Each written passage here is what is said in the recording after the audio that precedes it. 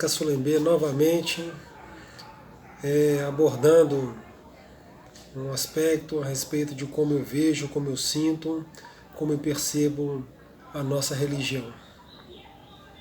Hoje eu queria abordar um tema que é candomblé em tempo de pandemia.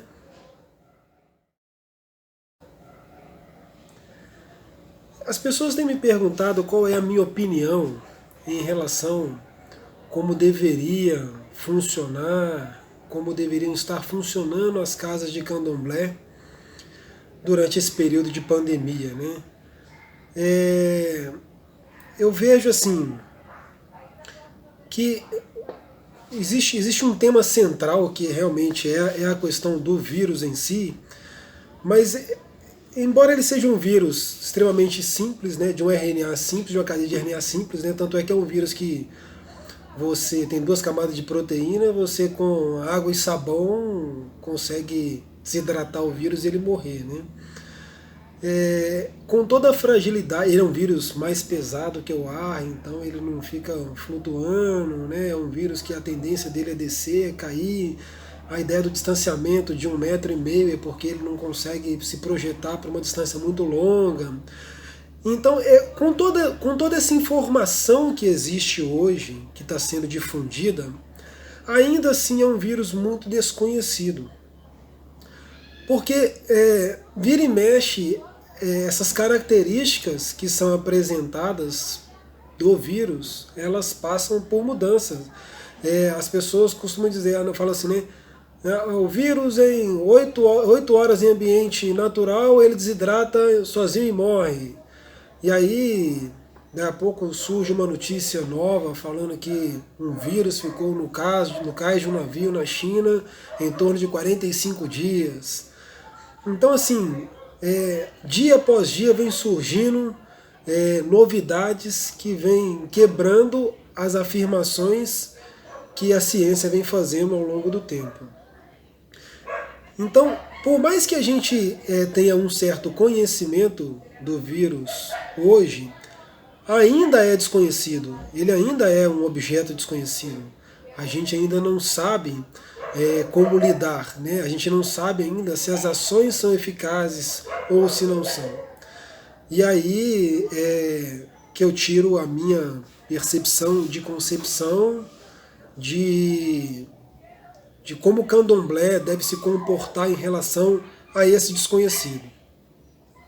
Eu queria inicialmente colocar um ponto de vista muito particular meu, que eu observo ao longo da história, né?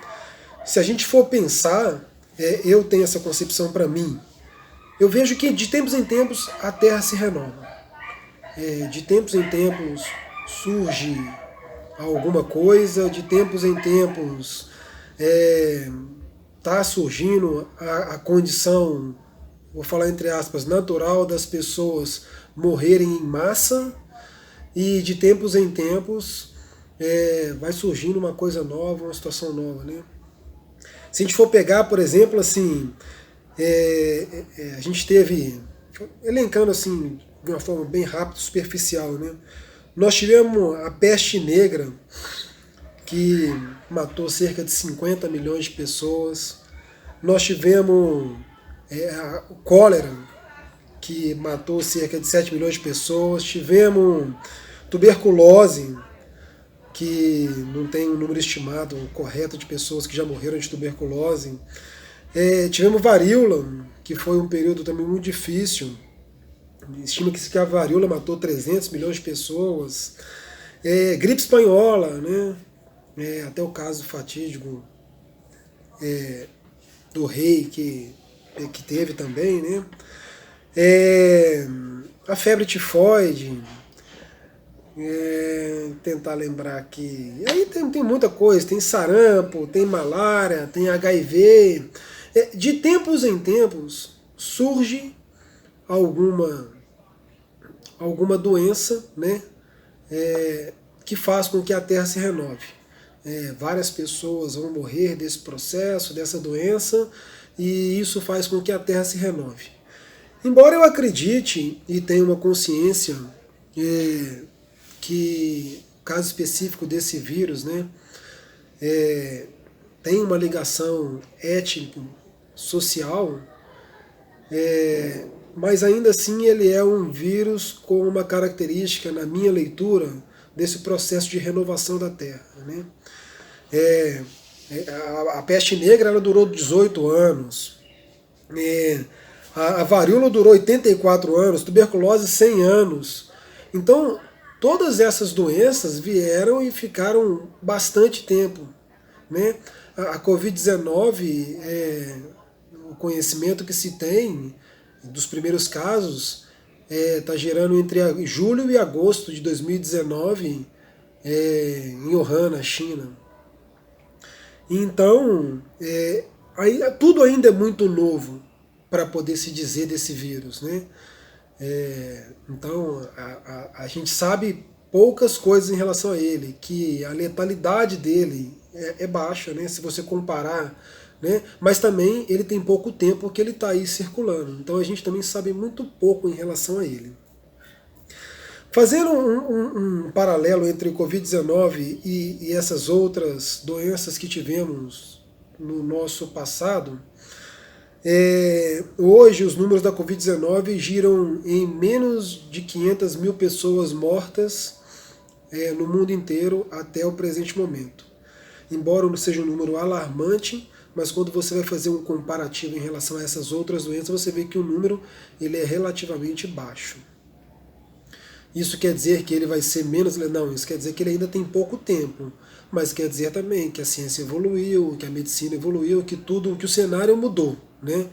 Mas um fato tá instaurado que a gente ainda não conhece todas as particularidades desse vírus, inclusive a questão da cura ou o tratamento, né?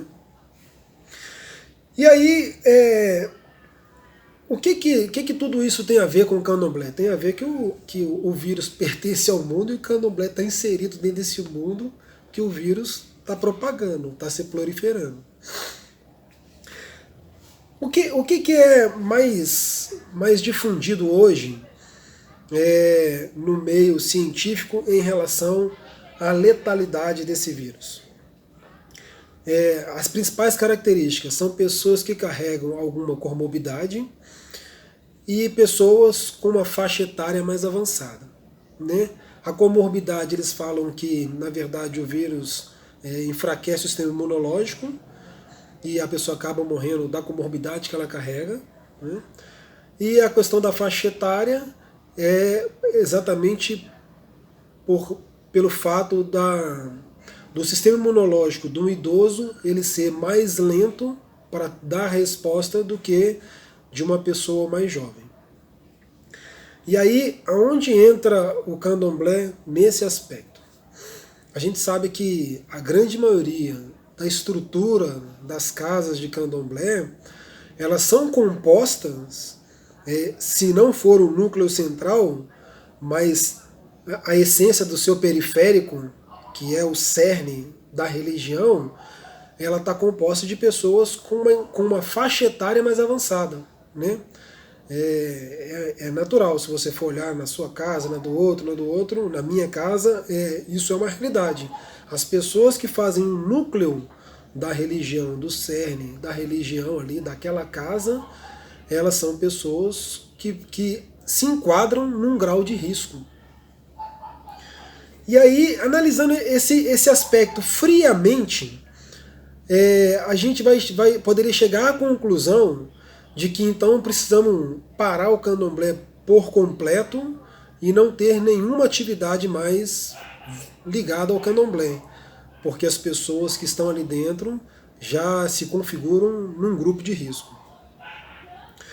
Mas se a gente for fatiar cada casa dela, cada casa dessa, e colocar uma lupa em relação à casa e essas pessoas que são o núcleo, essas pessoas já vivem junto de si ali naquela comunidade de candomblé. Então essas pessoas já estão se relacionando entre si. Então é a mãe de santo com a mãe pequena, com o ogã mais velho. Então essas pessoas, na grande maioria das casas, elas estão ali dentro do próprio meio, né? Elas fazem parte do que eles chamam ali, da que a gente considera ali como a roça de candomblé, ou a família, o tronco principal daquela família de candomblé. Então, por uma ordem natural, essas pessoas já estão ali. Então, não tem como se dizer de isolamento social, porque esse isolamento social já acontece com essas pessoas. Essas pessoas já fazem parte de um grupo isolado. Então, na minha concepção, eu acredito que as pessoas vamos falar assim, né, o candomblé, existe uma condição dele ter uma continuidade de acontecimento, né? Aonde eu quero chegar? Eu quero chegar na conclusão de que, pelo fato dessas pessoas já estarem num processo de isolamento, as funções internas de uma casa, de um baquiço, de um roncó, elas podem continuar acontecendo, né? Inclusive, a estrutura da nossa religião, ela está pautada numa súplica aos deuses, para que uma cura venha rápido, para que um caminho mais curto, por todo esse processo, a gente passe por um caminho mais curto, né? Então, assim, isso faz parte, isso está ligado à nossa ancestralidade, né? Os nossos ancestrais rezavam, cantavam e imploravam para que a chuva caísse, né? Eles rezavam, cantavam, imploravam para que a cura de uma doença viesse. E acho que agora, esse momento que a gente vive, não é diferente, não é um momento diferente. Eu acho que é sim um momento da gente fazer súplica, da gente rezar, pedir, para que venha num espaço curto de tempo, para que venha sem contraindicações uma possível vacina, para que venha em larga escala, né? Então, eu vejo que o candomblé ele pode continuar acontecendo desde que seja com essas pessoas que já fazem parte desse processo de confinamento. E aí tem uma característica muito peculiar o candomblé, que toda festa de candomblé que as pessoas vão ou que acontece, ela obrigatoriamente ela é precedida de uma função, de um preceito que aconteceu anteriormente. Mas também é sabido que a festa é uma satisfação ao povo, é uma satisfação ao abanto. Porque o que tinha que acontecer já aconteceu, né? Que fique claro, o que tinha que acontecer já aconteceu. Numa saída de Muzenza, o que tinha que acontecer para aquele Muzenza estar ali já aconteceu para trás, né? Numa festa no Olubagé, numa Cucuana, no Andê, o que tinha que acontecer já aconteceu para trás, né? O que acontece para que o público veja é mais uma satisfação ao povo do que efetivamente fazer parte do rito em si, né? Ele é uma continuidade, mas ele não é tão essencial quanto o que aconteceu anteriormente. Então, a minha concepção é que eu acredito que as funções internas de uma casa de candomblé, elas devam continuar acontecendo, né? Elas devam ter continuidade, né? Que seja um processo iniciático, que seja um processo, um precedente de uma festividade de Cocoana, Andê, Olubagé, de Pão de Ogum, do que qualquer que seja a festividade. Eu acho que ela deva continuar acontecendo os preceitos e devemos suprimir as festividades. Por quê? É no momento em que existe mais aglomeração, é no momento em que a gente abre as nossas portas para pessoas que a gente não tem um total controle de como elas estão comportando durante esse processo de pandemia, né? Então é onde efetivamente a gente estaria abrindo a nossa guarda e que a gente realmente estaria colocando os nossos mais velhos ou os nossos irmãos que detêm alguma comorbidade, estaremos expondo eles a um ambiente fora de controle, um ambiente descontrolado.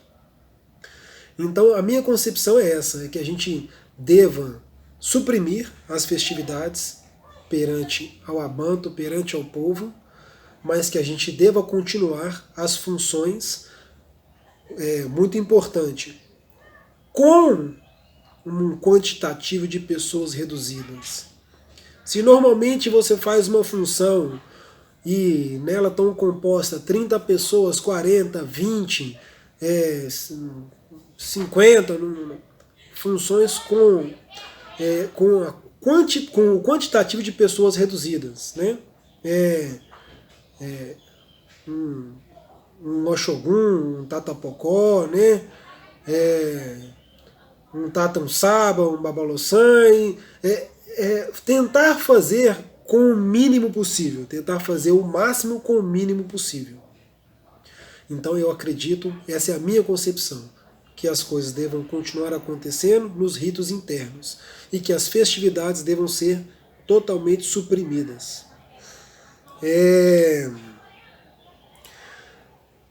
E as pessoas que estão fazendo festividade, que estão promovendo, que fazem, né, que estão fazendo os preceitos internos e ainda estão fazendo as festividades. A minha concepção é que estamos expondo as pessoas a um grau de risco desnecessário para este momento. A humanidade, Charles Darwin já diria, né, que existe um processo evolutivo e mantém-se vivo aquele que melhor se adapta, né? As pessoas não entendem a teoria de Charles Darwin, que na verdade as pessoas falam assim, né? No Polo Norte só tem o urso branco. Não, na verdade é que o branco melhor se adaptou. O marrom aparecia mais, era presa mais fácil, então ele morria mais. Morreu até acabar, não tem mais. E o branco, ele se esconde na neve e ele se manteve lá até hoje, né? Então, quando Charles Darwin diz, ele está dizendo um pouco em relação a isso. Tudo vai acontecer num processo evolutivo. Todo momento vai existir uma transformação. E quem é que vai sobreviver a essa transformação? Aqueles que melhor se adaptarem a essa transformação. Então, hoje, se eu pudesse dar um conselho às pessoas do Candomblé, o conselho que eu daria é: continuamos a fazer as nossas funções internas e que a gente faça a supressão das festividades, tentando adaptar melhor a isso, né? A essa transformação que o mundo está vivendo, que a gente não sabe até quando vai e, infelizmente, quantas vidas ainda vão se perder em relação a isso. Então essa é a minha opinião, esse é o meu ponto de vista, né? Abordando aqui desde as transformações que a humanidade passou e vem passando até hoje, que nós estamos em mais um momento de transformação, e qual é o meu posicionamento em relação a como deve se comportar o povo de Candomblé perante essa pandemia que a nossa geração está vivendo. Queria convidar todos para poder dar um like, comentar, compartilhar com as pessoas que vocês acharem prudente compartilhar, né? As pessoas que tiverem uma opinião contrária podem também sentir-se à vontade para poder comentar, colocar a opinião contrária aí embaixo, e dentro do possível eu vou tentar me relacionar com todos e compartilhar o porquê, defender o meu ponto de vista, né? Mas é isso aí, tá? Um grande abraço e obrigado a todos.